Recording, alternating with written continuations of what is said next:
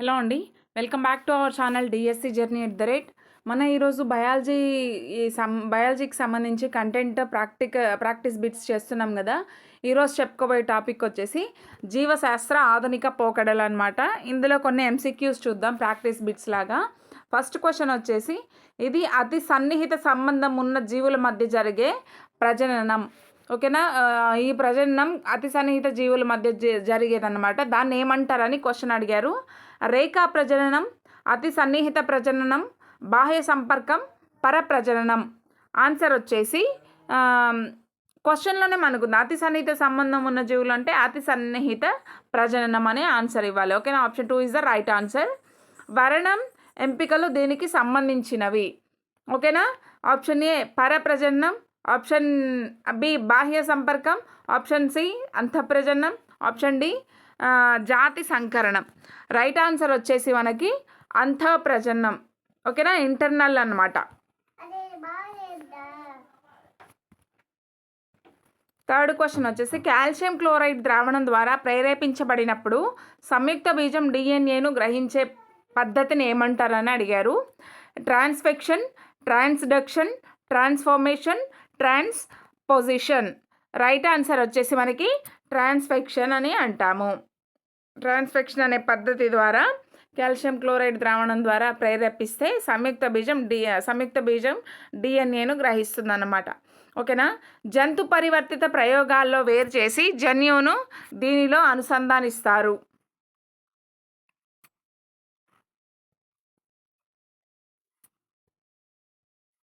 జంతు పరివర్తిత question once again repeated. జంతు పరివర్తిత ప్రయోగాల్లో వేరు చేసి జన్యువును దీనిలో అనుసంధానిస్తారు. Option 1 promoter, option 2 operator, option 3 వేరుగా ఏ వాహకంలోనైనా, ఆప్షన్ 4 రెగ్యులేటర్ జన్యువు. ఓకేనా, రైట్ ఆన్సర్ వచ్చేసి మనకి promoter. Option 1 is the right answer. అనాదిగా మానవుడు జంతువుల ప్రజననకు ఉపయోగించిన సరళమైన పద్ధతి ఏమిటి అని అడిగారు. జంతువుల వరణం, పరప్రజననం, క్లోనింగ్, కృత్రిమ బీజవాహం. రైట్ ఆన్సర్ వచ్చేసి జంతువుల వరణం.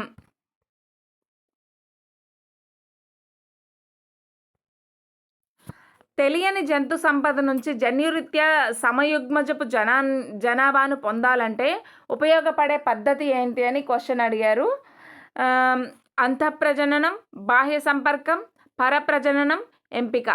రైట్ ఆన్సర్ వచ్చేసి మనకి అంతఃప్రజననం ద్వారానే తెలియని జంతు సంపద నుంచి జన్యురీత్యా యుగ్మజపు జనాభాను మనం పొందగలమన్నమాట. ఓకేనా, నెక్స్ట్ క్వశ్చన్ వచ్చేసి, వీటి సంకరణం వల్ల హెన్నీ ఏర్పడుతుంది. హెన్నీ ఉంది కదా మనకి, ఆ హెన్నీ దేని వల్ల అంటే వేటి మధ్య సంకరణం వల్ల ఏర్పడింది అని క్వశ్చన్ అడిగారు. ఆడగాడిద మగ గుర్రం మధ్య సంపర్కం జరిగితే మనకి హెన్నీ ఏర్పడింది అనమాట. గుర్తుంచుకోండి, ఆడగాడిద మరియు మగ గుర్రం మధ్య సంకరణం. ఓకేనా, నెక్స్ట్ క్వశ్చన్ వచ్చేసి, వీటి సంకరణం వల్ల కంచరగాడిద ఏర్పడుతుంది. మగగాడిద ఆడగుర్రం, మగ గుర్రం ఆడగాడిద, మగ గాడిద ఆడగాడిద, ఆడగుర్రం మగ గుర్రం. సో రైట్ ఆన్సర్ వచ్చేసి మగగాడిద మరియు ఆడగుర్రం సంకరణం వల్ల కంచరగాడిద అనేది ఏర్పడుతుంది. ఈ రెండు కన్ఫ్యూజ్ అయ్యే ఛాన్స్ ఉన్నాయి, కొంచెం ఇంపార్టెంట్ గుర్తుంచుకోండి. స్టార్ మార్క్ పెట్టినామంటే ఇంపార్టెంట్ అన్నట్లు. ఇది కూడా ఇంపార్టెంట్ మనకి నెక్స్ట్ వచ్చే క్వశ్చన్. ఈ సంకరణం వల్ల ఫలవంతమైన సంతతి తరం ఏర్పడుతుంది. మగగాడిద ఆడగుర్రం, మగగుర్రం ఆడగాడిద, మగగాడిద ఆడగాడిద, పైవన్నీయు. ఓకేనా, రైట్ ఆన్సర్ వచ్చేసి మగగాడిద ఆడగాడిద మధ్య సంకరణం వల్ల ఫలవంతమైన సంతతి ఏర్పడుతుంది. డాలీ దృశ్య రూపేణ క్రింది వాటిలో దేన్ని పోలి ఉంటుంది? సరోగేట్ మదర్ లేదా మారుతల్లి అంటాం కదా, దానిని పోలి ఉంటుందా? అండదాతను పోలి ఉంటుందా? శాకీయ కణదాతను పోలి ఉంటుందా? శుక్ర కణదాతను పోలి ఉంటుందా? అంటే సరోగేట్ మదర్ యొక్క పోలికను కలిగి ఉంటుంది. ఎందుకు అంటే సరోగేట్ మదర్ యొక్క కణంలో ఉన్న కేంద్రకాన్ని తీసివేయలేదు. తన ఓన్ మదర్ యొక్క కణం ఇచ్చేటప్పుడు అందులో కేంద్రకాన్ని తీసిచ్చారు, కానీ సరోగేట్ మదర్లో కేంద్రకాన్ని తీయలేదు. అందువల్ల సరోగేట్ మదర్ యొక్క లక్షణం అనేది డాలీకి రావడం జరిగింది. అణుకత్తెరలు అంటే ఏంటి అంటే ఆక్సిడో రిడక్టేజ్లు, ప్రోటీయేజ్లు, పాలిండ్రోమ్లు, రెస్ట్రిక్షన్ ఎండోన్యూక్లియేజ్లు. ఓకేనా. అణుకత్తెరలు అంటే రెస్ట్రిక్షన్ ఎండోన్యూక్లియేజ్ అంటాం. రెస్ట్రిక్షన్ ఎండోన్యూక్లియేజ్ ఏం చేస్తాయంటే డిఎన్ఏను ముక్కలు ముక్కలుగా కత్తిరించడానికి ఈ అణుకత్తెరలను వాడతారు. రెస్ట్రిక్షన్ ఎండోన్యూక్లియేజ్లను ఎవరు కనుగొన్నారు? Option A Nathans, option B Muller, option C Ereky, option D Haberlandt. Right answer is Nathans అనేవారు రెస్ట్రిక్షన్ ఎండోన్యూక్లియేజ్లను కనుగొన్నారు. నెక్స్ట్ వచ్చేసి డిఎన్ఏ అతుక్కునే కొనల మధ్య దీని ద్వారా బంధాన్ని ఏర్పరచవచ్చు. Option A DNA ligase, option 2 DNA polymerase, option 3 aldolase, option 4 endonuclease. Right answer వచ్చేసి డిఎన్ఏ లైగేజ్. డిఎన్ఏ లైగేజ్ల ద్వారా డిఎన్ఏ లైగేజ్ అనే ఎంజైమ్ ద్వారా డిఎన్ఏ ముక్కలను ఒకదానికొకటి అతుక పెట్టవచ్చు. అంటే ఒక గ్లూ టైప్లో ఇది పనిచేస్తుంది డిఎన్ఏ లైగేజ్ అనేది. ఓకేనా. నెక్స్ట్ క్వశ్చన్ వచ్చేసి మానవుని ఇన్సులిన్, హ్యూమిలిన్లు ఉత్పత్తి చేసే బ్యాక్టీరియాలు ఏవి? Option 1 Xanthomonas, option 2 Salmonella, option 3 Clostridium, option 4 E coli. Right answer is E coli means Escherichia coli. Plastids DNA వాంఛనీయ జన్యువును కలిసి ఏర్పడే హైబ్రిడ్ డిఎన్ఏను ఈ విధంగా అంటారు: సిడిఎన్ఏ, ఆర్డిఎన్ఏ, బిడిఎన్ఏ, జెడ్డిఎన్ఏ. ఓకేనా. ఆన్సర్ వచ్చేసి మనకి ఆర్డిఎన్ఏను ప్లాస్టిడ్ డిఎన్ఏ వాంఛనీయ జన్యువు కలిసి ఏర్పడే హైబ్రిడ్ డిఎన్ఏ అంటారు. ఓకేనా. నెక్స్ట్ క్వశ్చన్ వచ్చేసి ఈ క్రింది జన్యు పరివర్తిత మొక్కల్లో ఏ రకం ఆలస్యంగా పక్వానికి రావడం వల్ల రవాణా నిల్వ చేయడానికి దోహదకారిగా ఉంటుంది? అంటే మనకి పక్వానికి ఆలస్యంగా వచ్చాయనుకోండి, కొంచెం రవాణా చేయడానికి కావచ్చు, అవి స్టోర్ చేయడానికి కావచ్చు, ఆ లక్షణం అనేది ఉపయోగపడుతుంది. పాడైపోవు కదా. రవాణా అంటే పండినాయనుకో, పక్వానికి వచ్చినాయనుకో పాడైపోయే ఛాన్సెస్ ఉన్నాయి, కుళ్ళిపోయే ఛాన్సెస్ ఉన్నాయి. మరియు నిల్వ చేయడానికి కూడా ఎక్కువ రోజులు నిల్వ ఉండవు. సో ఇలా రవాణా చేయడానికి, నిల్వ చేయడానికి దోహదకారిగా ఉంటుందన్నమాట ఆలస్యంగా పక్వానికి రావడం. అట్లాంటి వాటిని ఈ క్రింది ఏ జన్యు పరివర్తిత మొక్కల్లో కనిపెట్టారు అని అంటున్నారు.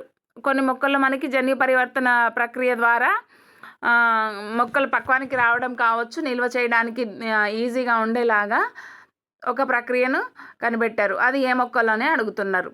థైపీ వరి రకం, టొమాటో ఫ్లేవర్ సేవర్ రకం, బీటీ పత్తి, బ్రాసికా నాపస్లో పురుష వంధ్యత్వాన్ని చూపే మొక్కలు.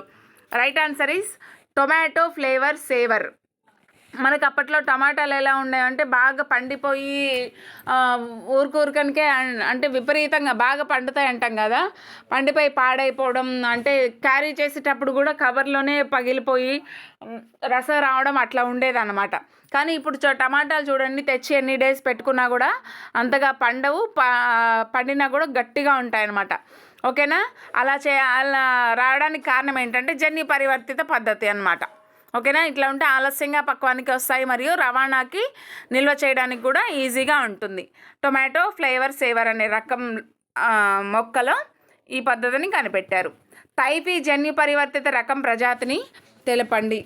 Option A Solanum, option B Triticum, option C Brassica, option 4 Oryza. Right answer is Oryza. జన్యు పరివర్తిత బంగాళదుంప మొక్కలు దీనికి నిరోధకతను చూపిస్తాయి: బ్యాక్టీరియం, వైరస్, శిలీంధ్రం, నెమటోడ్స్. రైట్ ఆన్సర్ ఈస్ శిలీంధ్రం. జన్యు పరివర్తిత బంగాళదుంపలు అనేవి శిలీంధ్రానికి నిరోధకతను చూపిస్తాయి. ఈ జన్యు పరివర్తిత జరగకముందు ఈ బంగాళదుంపలో శిలీంధ్రం అనేది ఎక్కువగా సోకేదన్నమాట. ఓకేనా. ఫైటోప్తెరా అనేది ఒక శిలీంధ్రమా, బ్యాక్టీరియానా, శైవలమా, అవృత బీజమా అని అడిగారు. ఫైటోప్తెరా అనేది మనకి శిలీంధ్రం కిందకి వస్తుంది.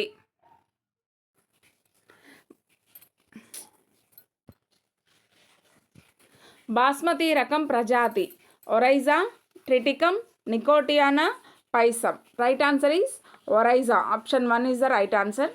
అణు స్విచ్లు అంటే ఎండోన్యూక్లియేసెసా, జన్యువుల, క్రోమోజోమ్సా, న్యూక్లియోజోమ్సా అని అడిగారు. రైట్ ఆన్సర్ ఇస్ అనుస్విచ్లు అంటే జన్యువులు, జీన్స్. పరివర్తితం చెందిన కణం దీనిని కలిగి ఉంటుంది. RDNA, cDNA, tDNA, ZDNA. ఓకేనా. పరివర్తితం చెందిన కణం ఆర్డిఎన్ఏను కలిగి ఉంటుంది. వాహక డిఎన్ఏ ఖండితం మధ్యన ఏర్పడే ఖాళీని పూరించే enzyme. DNA polymerase, glucuronidases, DNA ligase, ఉత్క్రమ అనులేఖనం. ఓకేనా. వాహక డిఎన్ఏ ఖండితం మధ్యన ఏర్పడే ఖాళీలను పూరించే ఎంజైమ్ ఏంటంటే లైగేజ్. అంటే డిఎన్ఏ పోచల్ని ఒకటినొకటి అతుకుబెట్టడానికి గ్లూ లాగా పనిచేస్తుంది కదా డిఎన్ఏ లైగేజ్ అనే ఎంజైమ్, అదనమాట. జెనెటిక్ ఇంజనీరింగ్ ప్రయోగాలలో ప్రోబ్లను దీన్ని గుర్తించడానికి వాడతారు. ఇన్సులిన్ను ఉత్పత్తి చేసే జన్యువున, ఒక జీవిలోని సంపూరక క్షారాల వరుస క్రమాన్న, సూక్ష్మజీవనాశక ఔషధాన్ని ఉత్పత్తి చేసే జన్యువ, ఒక కాలనీలో విశిష్ట ప్రోటీన్. ఏంటి రైట్ ఆన్సర్ వచ్చేసి మనకి ఒక జీవిలోని సంపూరక క్షారాల వరుస క్రమం. Option 2 is the right answer. GT అంటే ఏంటని అడిగారు. వ్యాధి చికిత్స కొరకు ఒక వ్యక్తిలోనికి వేరొక జన్యువును ప్రవేశపెట్టడం. అసలు జీటీ అంటే అబ్రివేషన్ ఏంటంటే జీన్ ట్రాన్స్ఫర్మేషన్ అంటాం కదా, జీన్ ట్రాన్స్ఫర్మేషన్.